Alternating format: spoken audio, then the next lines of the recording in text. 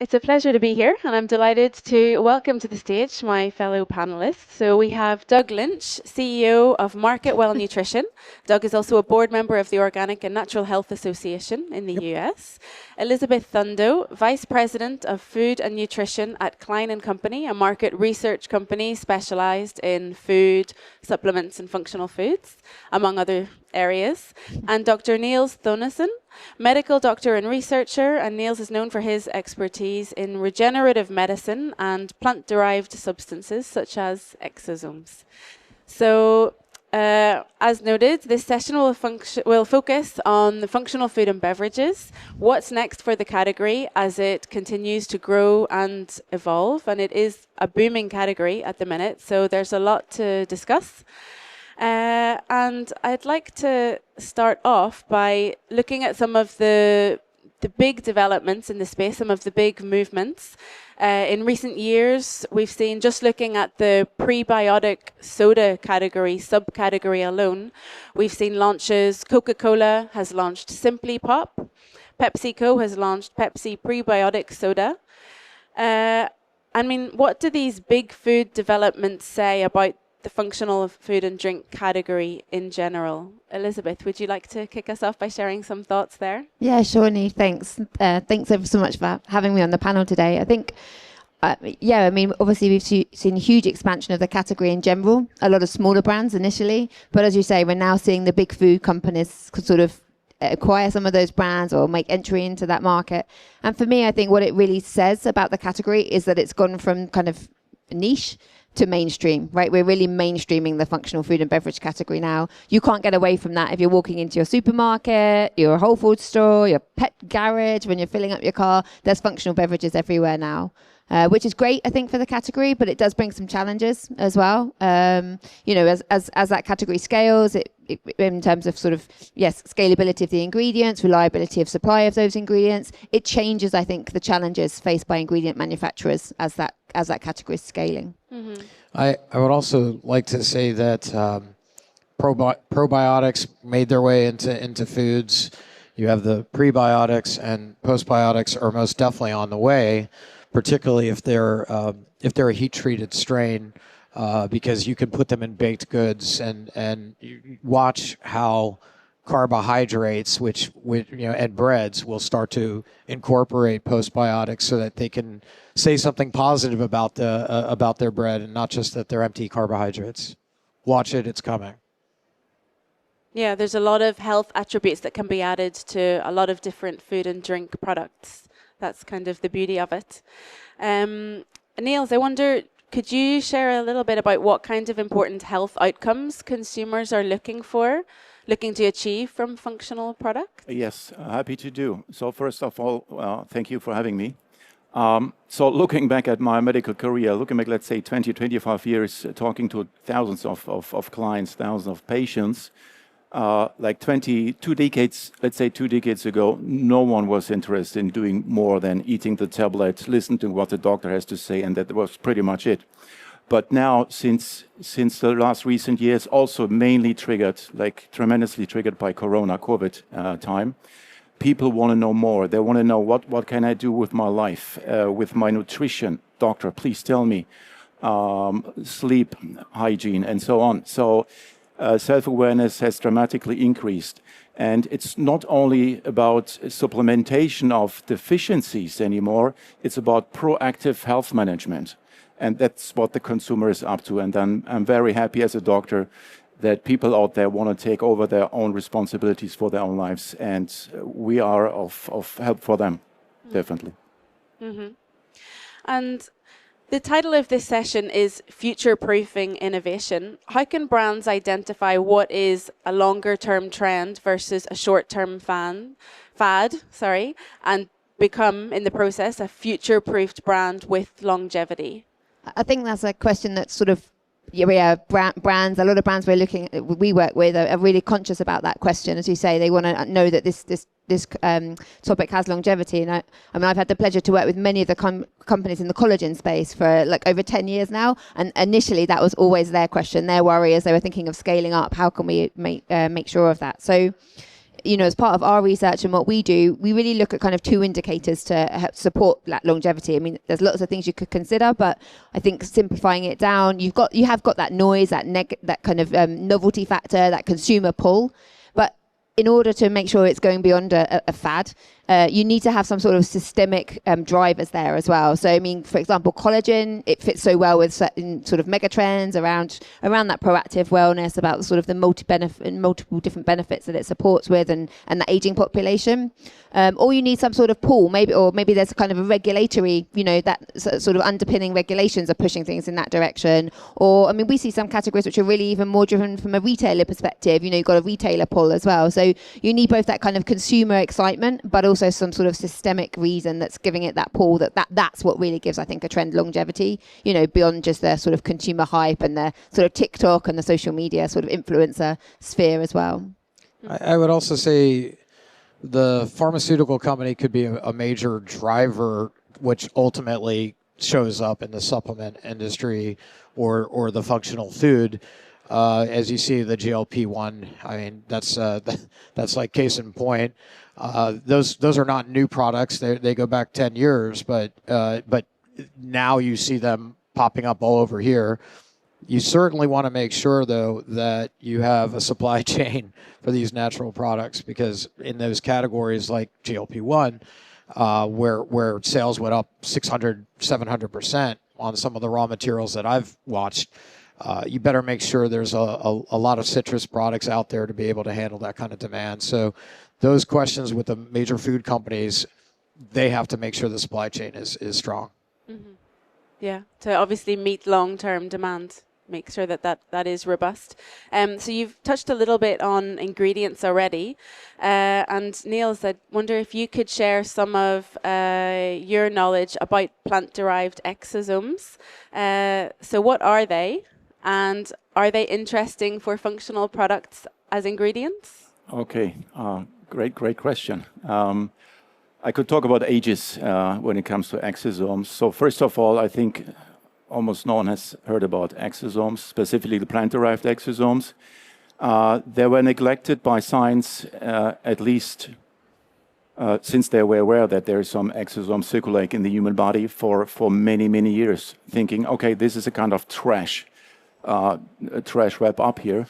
But pharmaceutical companies have invested billions and billions over the last decade. Let's say exosomes are secreted by any kind of cell in the human body, as well as in plants, as well as by microbiota. So if you think about easy thing about the gut-brain axis, the main driver of the gut-brain axis, vice versa, the brain-gut axis, are the exosomes. They are so-called nanocarriers. If you take a stadium, the stadium is the cell, and the exosomes are the visitors, in comparison to its size. And they're the main carriers of information in the human body. They carry peptides, enzymes, lipids, as well as so-called microRNAs. So if there's an attack to a plant, they immediately secrete antioxidative, regenerative loaded exosomes derived by the specific plant, same as the human immune system, like the T cells and so on. They immediately release thousands and thousands of these exosomes to achieve regeneration and so on. So these are a kind of new star coming to supplements and nutraceuticals for those companies, because they carry new bioactive compounds, mainly the microRNA. And you say they're a new star for the supplement industry, so I'm sure that's kind of sparked the interest of a lot of people in the room. But what's the kind of timeline for being able to use these as ingredients in, say, functional food products? So far, companies coming from Asian regions, they try to conserve these exosomes because they're easy to be degraded by room temperature. But if you know how, then you can conserve and make them scalable and approachable for consumers like us. Okay, so it's all about working with the right partners to tap into and that knowledge. Formulation is the key here, and to be aware that microRNAs, compared to peptides, lipids, and supplements, as the market knows so far, they change the whole transcriptome of a cell. They not interfere with the metabolome for a couple of seconds, for a couple of minutes. The microRNAs by plants, they can change the human transcriptome of a cell like long term, like regenerative wise, highly antioxidative capacity, anti-cancer activities. This is the new generation of supplements. Okay, so you heard it here first. Do you have any other ingredients, kind of on-trend ingredients that you think are really interesting for this space? Doug, I know you mentioned probiotics, postbiotics already. Is that your kind of star ingredients? They are, and postbiotics are certainly on the rise because of their adaptability and functionality, low dose and sometimes low price, which helps.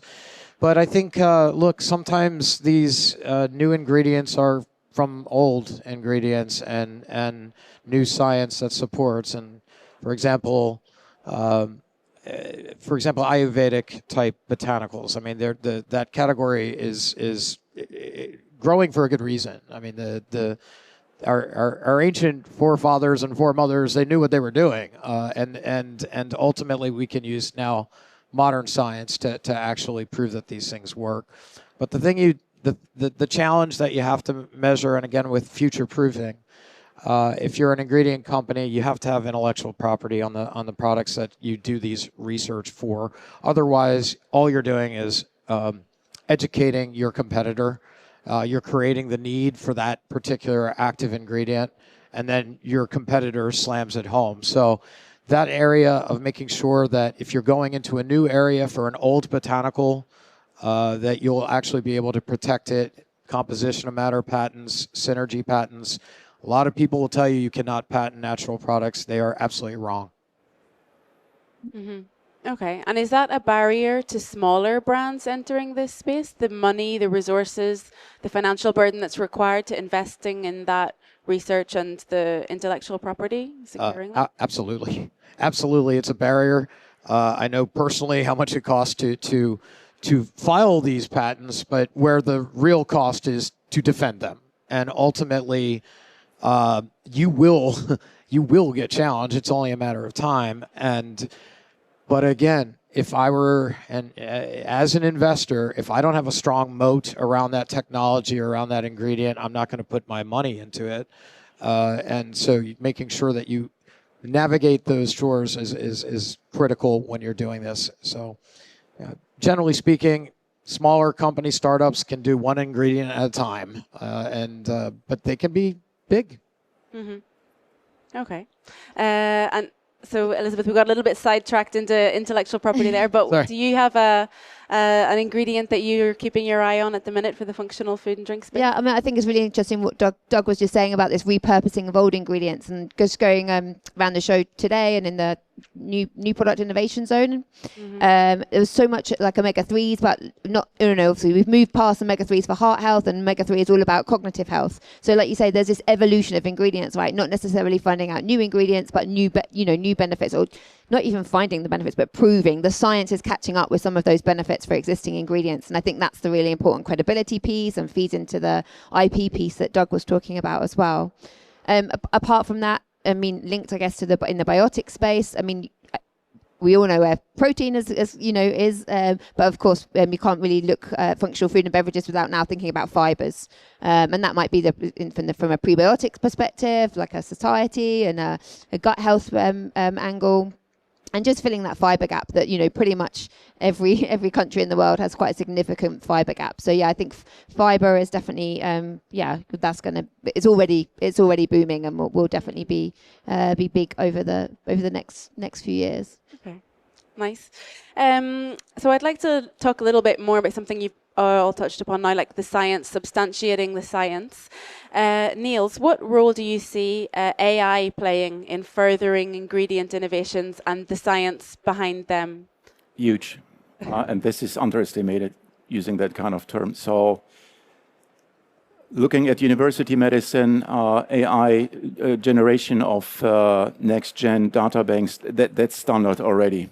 Like to face like chronic degenerative diseases like autoimmune diseases, cancer, multiple sclerosis, you have to deal with the AI. So for the supplement market, it's definitely a must-be to use this AI. for many things. First of all, to use all the existing data for new tracking of new agents, new intercalations, how formulations work with each other. So very important. Next step is that's the upcoming star also, personalization. So what is best for me, not for my neighbor, not for my wife, specifically for me. AI is a tremendous tool which has to be used here in that field, but it's still rising. So many people claim, but they don't know what they're claiming here. So, but it's a very strong tool for the future, and also not for the individual personalization as a recommendation, but also for the whole population for a supplement. What kind of metabolome do I have? So then to create specific products, functional food products, specific AI-based supplements, depending on my genetics. And then you can go for certification with the help of AI to determine, okay, you belong to group C1, so that's why nutrition here is best for you, same as this kind of supplement, same as this specific formulation of functional food. So AI, definitely. Mm-hmm. And so you mentioned personalization there. The potential of personalization is huge. We've heard a lot of conversations about this today on stage at the conference theatre as well. But barriers still remain in terms of high cost, invasive testing. What is possible for brands to do here and now? What is possible for them to offer consumers in personalized products at the minute? Does anyone have any thoughts there? I mean, I'll take a shot at it. To be sure, there are things you can do now that we did not have access to before. Personal glucose monitoring, like continuous glucose monitoring, for example. Healthy aging, right? So there are multiple biological clocks for aging. And this is an area that is really, really catching on, because it used to be, if you wanted to know how your cellular age was, you would have to have blood drawn and have to be in a clinic, and transporting blood around is not easy, very expensive. Well, there are ways now that you can just use saliva tests and put them on a piece of paper, stick it in the mail, and get those evaluated. So I'm seeing more reliance on these types of tests. Obviously, functional with their put themselves on the market with hundreds of different biomarkers that they test, and the power for that as a brand is, if I can give somebody a snapshot down to their cellular level of what they're like now before taking the product, and then come back and give them another test in 6 or 7 months, the power of that is that you see with your own eyes that your health is improving. And more importantly, I as a brand have you as a customer for 6 months. And all that process really lends to more and more technology, wearable technologies we can do now. So that area for true personalization, and yet being able to do it on a large enough scale that companies make money is the key. Mm-hmm. I think it's really interesting as well, Doug. Well, two things that kind of spring to my mind when you talk about that. One is the other thing that obviously is coming from that, these companies doing that, they're getting a lot of data, and this feeds back into the AI conversation that you were discussing, right? So it's kind of a feedback loop as well. When the more we get people to use these personalization tools, the more companies get that data, and that data itself becomes quite a valuable commodity in the market for these companies and building future models. The other thing I was going to say, so one of the problems traditionally with supplements has been obviously repeatability, stickability. You can get your consumer, they might take it for a week, they might take it for a month, but getting them to take that repeatedly in the long term has always been a big challenge for supplements. Now, if we can have tests that, because the reason for that as well, the reason that we have that problem is because supplements don't cure us. They don't they don't solve a problem that we have. It's not like going to the doctors and getting a drug, oh, my pain's gone. It doesn't always work like that with supplements, right? Because it's proactive, because it's preventative, sometimes it can can be hard to kind of feel and quantify those benefits. So if supplement companies can use these tests to show the benefit at the cellular level, which you maybe don't feel day to day, but you've got it on paper as a metric, it really helps, like you say, maintain that, that customer relationship and that, that repeatability of those purchasing with those customers. So I think there's massive potential there. I think it's still a bit far away. These tests are not. I don't. Validated. That's what I was going to say. I'm not here to say they are or aren't credible. I don't know that. I don't know the answer to that question. I would question whether they're really at a level, that they can really do that. But it will come, I think, as you say, and accessibility will come. In the meantime, where we do see obviously loads more personalisation in the supplement space is, supplements for certain life stages, supplements for certain conditions. So supplements and functional food and beverages have become sort of personalized, but in a mass personalization way, if that's not an oxymoron, so supplements have become much more specific about, for me at least, the successful ingredients, the successful supplements are targeting a very specific demographic, whether that's an age, a sex, or a condition, I guess. So so there's that kind of level of personalization as well as the very hyper personalization that you kind of the testing and that supports. Yes, and that's correct. Scalability for personalization, that's the biggest hurdle here. So education, that's the base. Education, using the mobiles, whatever apps, the wearables, because like you already mentioned, you need a loop, you need a feedback system here easily. But they're coming on science level, c'est possible, that's possible, like easy home test kits. Yeah, the easiest ones, they work with a flow assay, lateral flow assay. They can tell you on site, yes or no. Is the inflammation in the mouth? Do I have to act? Is the inflammation in the body system? You can do it like on site with a lateral flow assay, easy. The newest generation will tell you, but then you need a lab. So scalability is here again the problem. You need 2-3 drops of blood or some saliva. You need a lab. Then you can do 2-3 maybe biomarkers. These are existing test kits, like also on B2B level. But the science already is out there that you're not only able to test 2 or 3 kits, biomarkers, you already can test up to 4,800 with a capillary blood. And this based with a big base on AI level, this will be the future also. So home test kits for being detectable by the specimen of blood or saliva, up to 5,000 biomarkers with the help of a lab, which is also a kind of service. And then using a kind of virtual clinic, for example, to guide the client what is best and to do proper recommendations then. And are there any brands that are doing these kind of things already and doing it well that you would kind of give as an example of, personalized functional food or drink product? I've seen these brands here on this at this place, but let's say with 2 or 3, 5 markers. If you look at specific niches like high-performance sports, I'm consulting these people, for example. Here I'm using up to 5,000, even more, 25,000 biomarkers, but then I have to draw some blood. But they are already existing, like these home test kits on low level, but that just tells us there was coming more. Also, we're very human focused in a lot of this discussion, but there's also the category of pet supplements, and being able to test the biomarkers of your pet is absolutely coming from a longevity perspective too. And again, if you could just put a piece of paper, dogs, they saliva and they drool on everything, right?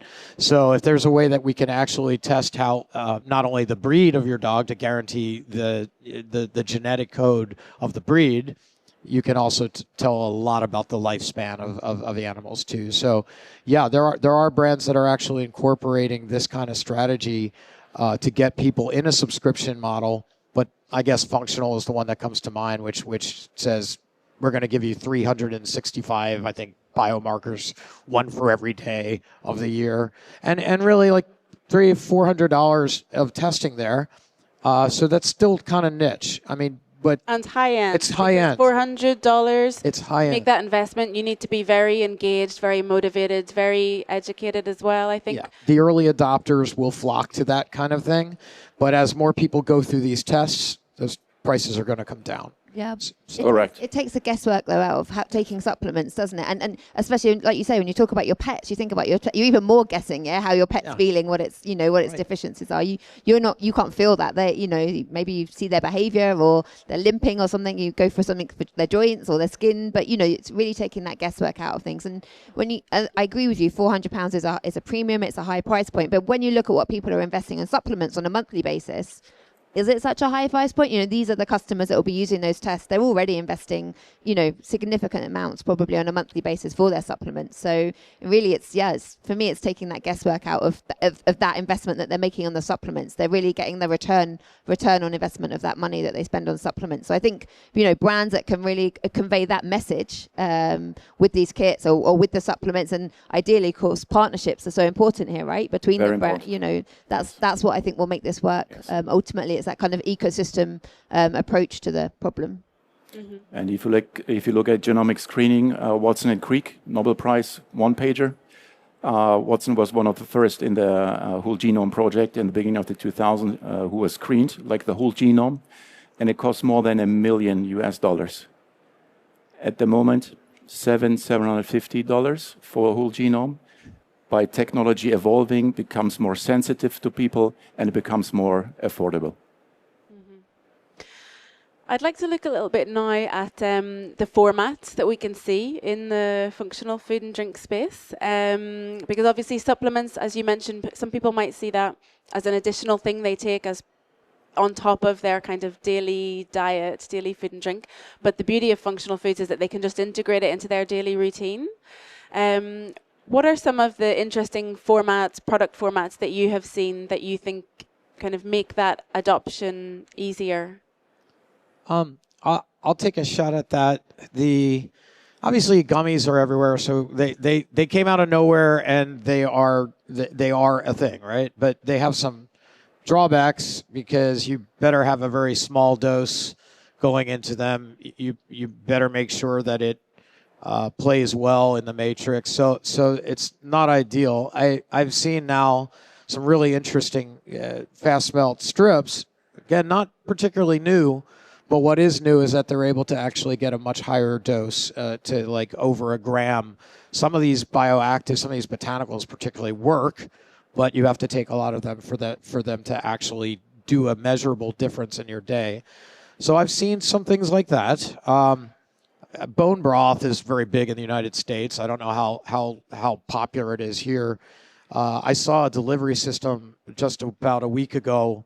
Kind of blew my mind. It looks like a hockey puck, and you can take it out with your backpack. You can go camping with it, and then you just put it in your cup. You put some hot water on it that you get at the fireplace, and you create an amazing bone broth product right there that you can eat. So it's like a powder that you dissolve in water? It's not an effervescent. It's actually kind of semi-solid, and it does dissolve in hot water.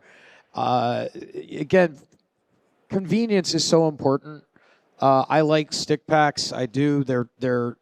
When I develop a product, I like stick packs because I can get grams of active in these packs, right?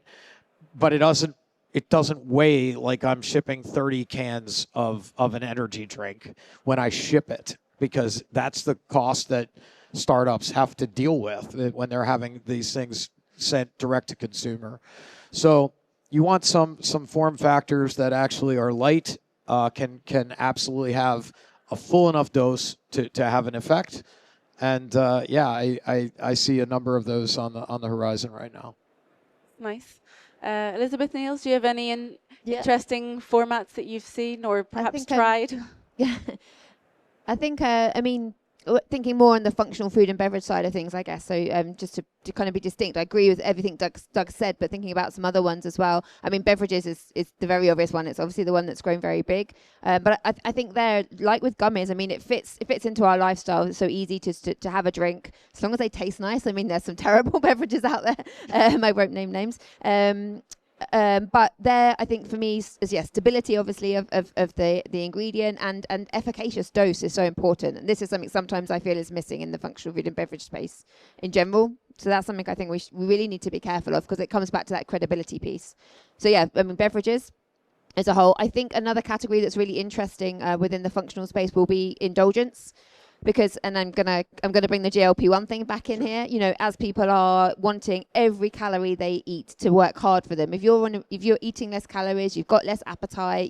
You've got less drive to eat. When you're going to eat something, you need that to be working hard for you. So there's a huge opportunity there to to enable people to enjoy, to have an indulgence product, but it's also good for me. And I think that's actually a bit of the case with your beverages as well. You get that same mentality because, we've been used to having a soda, or, they generally are basically sugar and water, and now we put something good in them so people feel good about drinking them in a way. And I think we're seeing the same into confectionery more broadly than just gummies. I saw some like little mini chocolate sticks, which I thought were quite cool.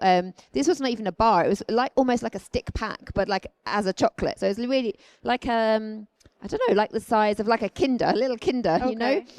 but functional, So it's mixing that indulgence and that functionality. I think that's that's going to be big going forwards. But in all honesty, we see functional kind of foods like across the board in all categories. Whether it's protein enhanced pasta, protein cheesecakes in the indulgence space. I don't know. Obviously in the dairy aisle, yogurts and everything, they've been traditionally enhanced for a long time. But for me, I guess fastest growing, behind beverages would be that kind of confectionery indulgence space. Yeah. Yeah, But it is really in so many different categories, even with like ready meals, catering to GLP-1, Oh, absolutely. RA consumers. Oh, ready to drink. Yeah, I mean, kind of crossing over between beverages and meals, and like you say, ready meals is that whole ready to drink space. Now we saw obviously Danone just acquiring Huel in that space. I mean, that whole ready to drink beverage space is replacement meals. Yes, kind of powdered. It's not even ready one. mixed or powdered, but that meal replacement category, that is going to be huge. And that again is about convenience, but it's also about and GLP-1. You're not eating, but you're going to take your nutrition as a sort of ready to drink beverage. But also for the aging population, there's huge scope there to learn from the medical nutrition space and bring that into kind of our daily nutrition as well. So I think that sort of meal replacement category would be another one I'd highlight. It's interesting too. Everything that you said, absolutely. I spoke at an event a few months back, and a member of a pretty large snack company. They're known for soups, but they do a lot of snacks. And I was told that the GLP-1 drug category is so impacting their business that they're doing layoffs in the snack, the potato chips and all these other things that they make, the crisps, as they say here. So to make the food count to the indulgible is absolutely critical because across the board people are eating less because of these drugs. We touched upon medical nutrition there.